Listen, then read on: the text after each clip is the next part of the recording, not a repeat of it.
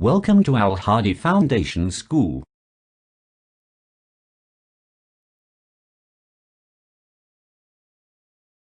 बिस्मिल्लाहिर्रहमानिर्रहीम। अस्सलाम वालेकुम। अपनी किताब का صفحہ नंबर 20 खोलें।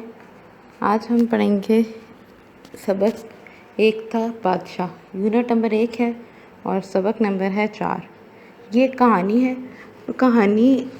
कहानियों का मकसद ना सिर्फ हम लोगों को लुत्फ़अंदोज़ करना होता है, बल्कि इससे हम एक सबक भी हासिल करते हैं, क्योंकि हर चीज़ का कोई ना कोई मकसद ज़रूर होता है।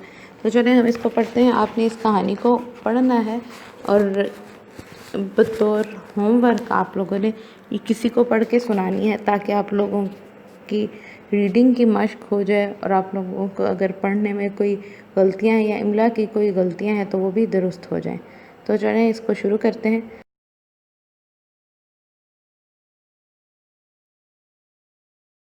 फ़र्ज़ी हूँ या हकीकी, बादशाहों के किस्से हमेशा से सबकी दिलचस्पी और तवज्जो का मरकज़ रहे हैं। मुग़ल बादशाह अकबर बहुत समझदार, ज़हीन और जहांदीदा हुक्मरान था। जहांदीदा इन्हीं छोटी से छोटी चीज़ पे भी नज़र रखता था। इसने अपनी सल्तनत को चलाने के लिए मुख्तलिफ़ उमूर के मुशीर मुकर्रर कर रखे थे। उमूर कामों के लिए मुशीर जो जिनसे मशावरत की जाती थी, जिनमें 9 मुशीर लोगों में 9 रतन के नाम से मशहूर थे। रतन के मानी कीमती पत्थर हैं। रतन कीमती पत्थर को कहा जाता है। नहीं, जो 9 मुशीर थे ना, उनको लोग 9 रतन कहते थे कि ये बहुत बादशाह के लिए जो है ना बहुत अहमियत के हामिल हैं।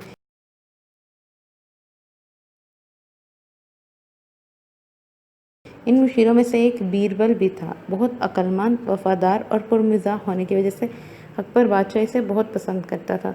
पुरमिज़ाह यानी उसके मिजाज में जो है ना वो मज़ाह का रंग था, कि वो ना सिर्फ अक्लमंद था, दाना था, वफादार था, बल्कि उसकी जो गुफ्तगू थी उसमें मज़ाह का रंग भी छलकता था। दोस्त की तरह पेश आता था। बीरबल शहंशाह के साथ सल्तनत और हुकूमत के उमूर के अलावा सैर व तफरीह और खेलों में भी हिस्सा लेता था, और चौगान यानी पोलो भी शहंशाह के साथ खेलता था। ये जो बीरबल था वो बादशाह के साथ बहुत से कामों में शरीक था।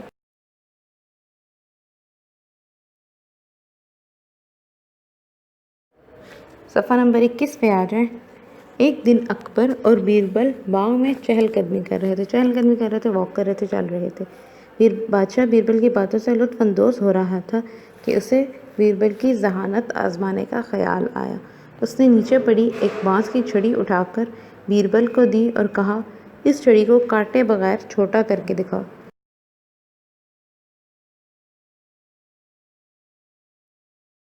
बीरबल ने बादशाह को देखा।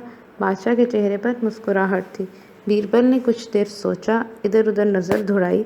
उसे करीब ही एक बांस की एक और छड़ी दिखाई दी, जो बादशाह की छड़ी से लंबी थी। उसने बादशाह की छड़ी ज़मीन पर रखी, उससे थोड़ा फासले पर अपनी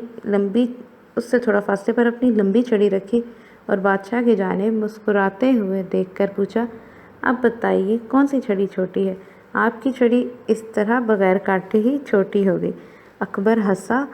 बीरबल के कंधे पर शाबाश की थपकी दी। बीरबल के इस अमल में हिकमत की ये बात भी छुपी थी कि अगर हम किसी को मुकाबले में हराना चाहें तो हमें अपनी काबिलियत बढ़ाकर ख़ुद को बेहतर कर लेना चाहिए।